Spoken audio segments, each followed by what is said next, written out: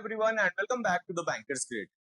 So which profile is more suitable for the post of SBI circle based officer? आज video में हम लोग complete check करने वाले हैं कौन सा प्रोफाइल सुटेबल है, बिकॉज आप लोगों में से बहुत सारे कैंडिडेट्स का डाउट भी है दैट हम एम ग्रेड पर है, डीएम ग्रेड पर है, टेलर प्रोफाइल पर है, सेल्स ऑफिसर प्रोफाइल पर है, तो कौन सा प्रोफाइल मोर सुटेबल है जिसको एसबीआई पर्टिकुलरली प्रेफरेंस देते हैं।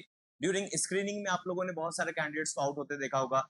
ऑल्सो आप लोगों ने देखा होगा कि कुछ कैंडिडेट्स अगर स्क्रीनिंग में क्लियर भी हो चुके थे बट स्टिल उनको इंटरव्यू में फेल करा गया, तो इंटरव्यू में फेल करने का रीजन प्रोफाइल ही था। तो एसबीआई सर्कल बेस्ड ऑफिसर के लिए सुटेबल प्रोफाइल क्या है आज समझते हैं।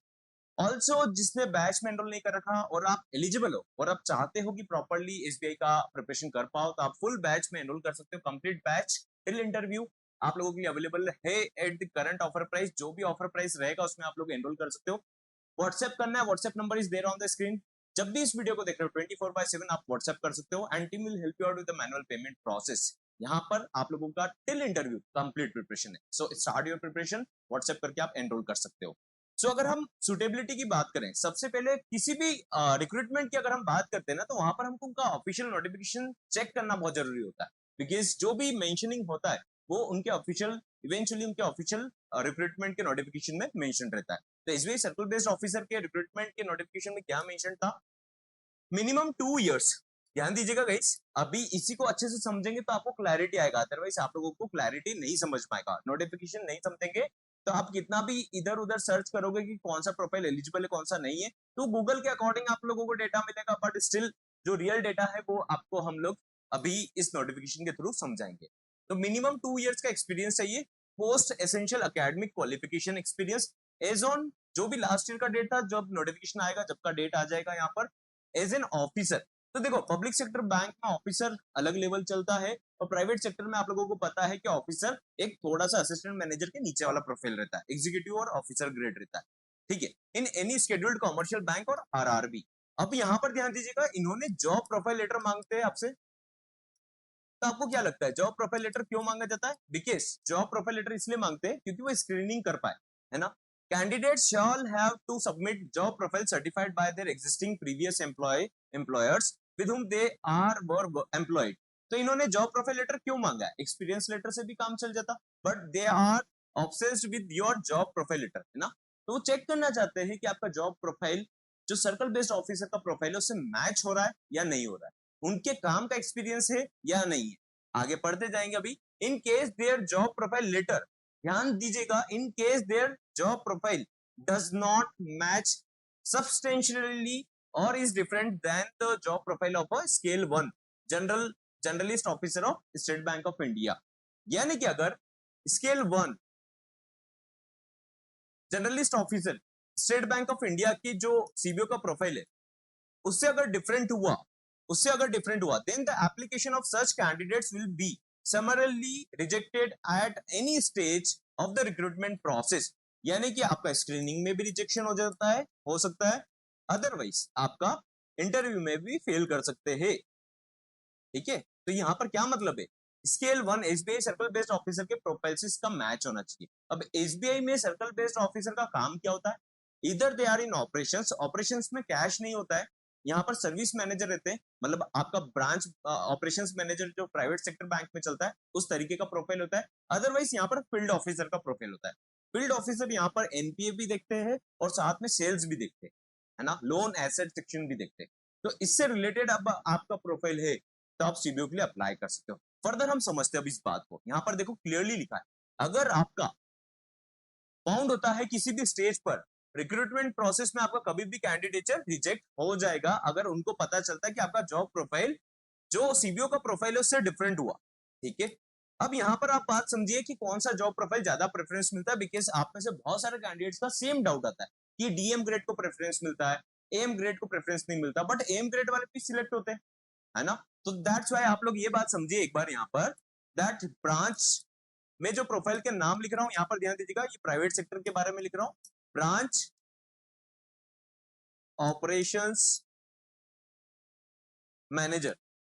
आप इससे रिलेवेंट प्रोफाइल सब समझते होंगे। तो ये प्रोफाइल अगर आपका है देन ये प्रोफाइल पूरा आपके लिए, आपके हाई चांसेस रहेंगे कि आप थोड़ा भी एफर्ट लगाओगे, इंटरव्यू में नॉर्मल भी परफॉर्म करोगे तो आपको अच्छा मार्क्स मिलेगा और आपके चांसेस ज्यादा बनेंगे वहां पर सिलेक्ट होने के। ठीक है। सेकेंड प्रोफाइल जो रहता है वो है सेल्स में रिलेशनशिप मैनेजर। अभी मैं अदर प्रोफाइल्स के बारे में भी बताऊंगा आपको क्या करना चाहिए क्या नहीं करना चाहिए। रिलेशनशिप मैनेजर, आरआरबी से आ रहे हो तो स्केल 1 और स्केल 2 दोनों को देख लिया जाता है, दोनों को प्रेफरेंस मिलता है। पब्लिक सेक्टर बैंक से भी स्केल 2 मैनेजर को भी सिलेक्ट करा गया है ना, यहाँ पर स्केल 1 पोस्ट पर। बहुत सारे जो करंटली वर्किंग नहीं है, पब्लिक सेक्टर बैंक में काम करते थे, उनको भी सिलेक्ट करा गया है। नाउ अब फोर्थ पोजीशन आता है कि सर हम एम ग्रेड पर है, तो अगर आप एम ग्रेड पर सेल्स प्रोफाइल पर हो तो यू आर एलिजिबल। अगर आप एम ग्रेड पर हो और सर्विस वाली प्रोफाइल पर हो, सर्विस वाली प्रोफाइल है ना, कस्टमर सपोर्ट वाली प्रोफाइल से, तो आप लोगों को थोड़ा सा परफॉर्मेंस अच्छा देना पड़ेगा। बट आपके चांसेस फिर भी ठीक है टेलर की प्रोफाइल से ज्यादा, है ना। टेलर प्रोफाइल पे भी बहुत सारे कैंडिडेट सिलेक्ट होते हैं, बट उनका ऐसा रहता है कि उन्होंने पहले पास्ट में टेलर प्रोफाइल में काम करा था और करंटली 1-2 साल से वो सेल्स प्रोफाइल में या ब्रांच ऑपरेशंस मैनेजर बन चुके या डीएम ग्रेड पर आकर मल्टीपल प्रोफाइल्स हैंडल कर रहे हैं, तो उनको सिलेक्ट करा जाता है। अदरवाइज टेलर को क्लर्क जैसा कंसिडर करा जाता है, आप सभी को पता है। ठीक है, इस पर आप लोगों को क्या करना है वो भी मैं बताऊंगा। अदर वर्टिकल से हो तो क्या होता है, अगर आपने अगर जैसे फोन बैंकिंग में हो तो आपने अगर रिटेल ब्रांच बैंकिंग के प्रोडक्ट्स में डील कर रखा है तो obviously they can prefer you. एक सेक्शन और हम भूल चुके हैं यहाँ पर, एसेट सेक्शन। अगर आप एसेट सेक्शन में भी हो तो भी आपको चांस मिलता है, एसेट सेक्शन में चांस मिलता है, लेकिन पूरा बैक ऑफिस नहीं होना चाहिए, कंप्लीटली बैक ऑफिस नहीं होना चाहिए, थोड़ा बहुत डीलिंग का पोर्शन होना चाहिए। कंप्लीटली बैक ऑफिस को डील नहीं करने देते, ज्यादा चांसेस नहीं देते, बट उनके यहाँ पर कितना रिक्रूटमेंट का वैकेंसी है और एप्लीकेंट्स कौन कौन से उसके बेसिस पर भी डिपेंड करता है। ठीक है, इसका मतलब क्या, आपको अप्लाई नहीं करना है, आपको अप्लाई करना है, बट आपको कंप्लीटली रिलाई नहीं करना है एसबीआई सीबीओ के ऊपर।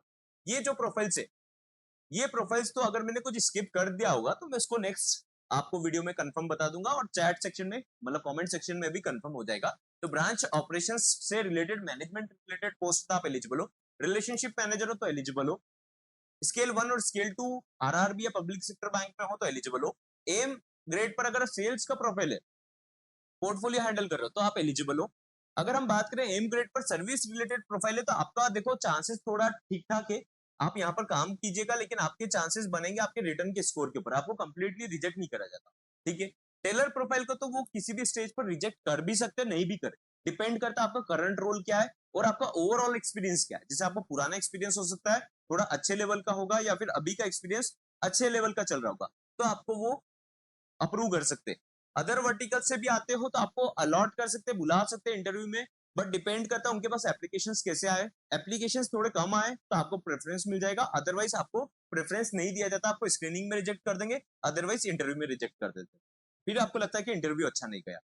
अब थर्ड पॉइंट, आपको क्या करना है, आपको इस एप्लीकेशन के लिए तो अप्लाई करना है, साथ में आप लोग आरआरबी के लिए भी अप्लाई करेंगे और बैंक ऑफ महाराष्ट्र और अदर वैकेंसीज के लिए अप्लाई करेंगे। आपको 100% रिलाई नहीं करना है। सेल्स ऑफिसर होगा तो सेल्स ऑफिसर में भी बहुत सारे कैंडिडेट सिलेक्ट होते हैं, बट कौन से होते हैं जिनका करंट रोल चेंज हो चुका है, 2 साल से ज्यादा एक्सपीरियंस उनको डिफरेंट वर्टिकल का हो चुका है, आई मीन डिफरेंट ग्रेड का हो चुका है, तो वो कैंडिडेट्स एलिजिबल होते हैं। फिर आपको लगता है कि वो तो सेल्स ऑफिसर थे, पहले पहले थे बट अभी करंटली नहीं, है ना, या तो वो पहले नहीं थे, तो इस तरीके से उनका अगर एक्सपीरियंस 2 इयर्स प्लस का हो जाता है ना रिटेल ब्रांच बैंकिंग का, तो उनको प्रेफरेंस दिया जाता है, चाहे वो टेलर हो, फिर अदर वर्टिकल हो, या फिर सेल्स ऑफिसर हो।